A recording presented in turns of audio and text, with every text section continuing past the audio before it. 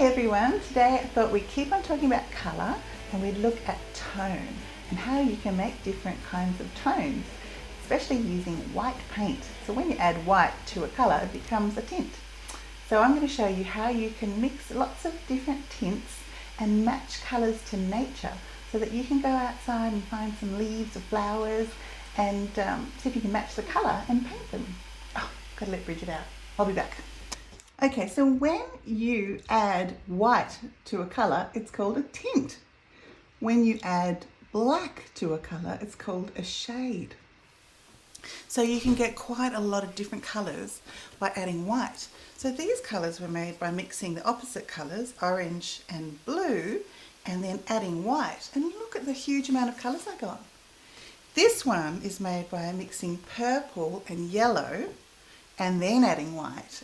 And you can see, you could even make more if you wanted to.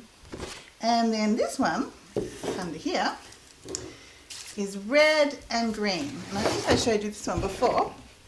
This is red and green, and then when you mix them together and add white, look at the huge amount of colours you can make.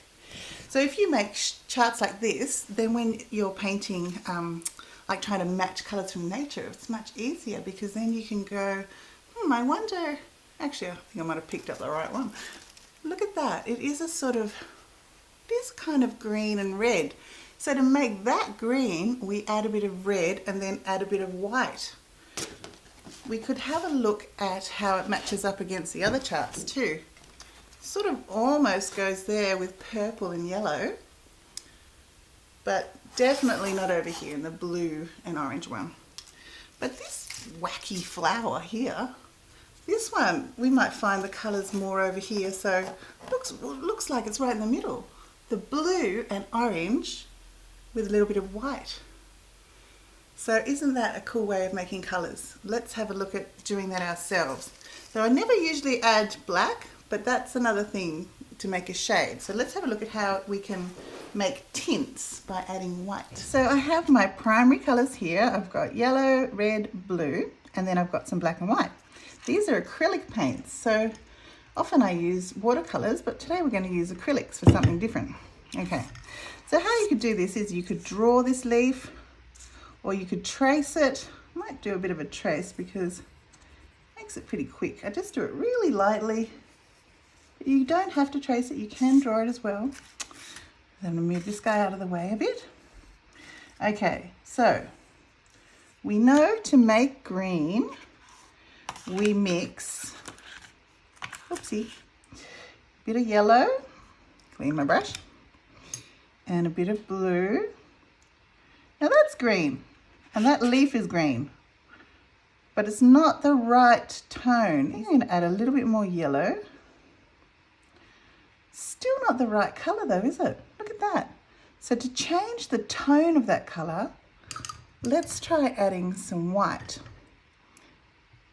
By adding white, we change it. Now it's called a tint. It's still very kind of not quite the right green, is it? But if we look over here at our opposites, if we mix a little bit of, hang on, looks like it's about there. So we want to add a little bit of red and a bit of white. Let's try that. Okay. So we know red and white, what do they make? Yeah, pink, don't they? Let's have a look over here. So this is red, add a bit of white, add a bit more white, and we get a nice pink. Let's add this to this green over here and see what happens. Isn't that amazing? It's sort of purpley, still not quite right. Add a little bit more green. Getting there. It's all about testing and trying out different combinations. How's that? That looks pretty good. Okay, now I'm going to paint my leaf. Looks like actually that vein down the middle is a different colour. Okay, let's speed this up a little bit.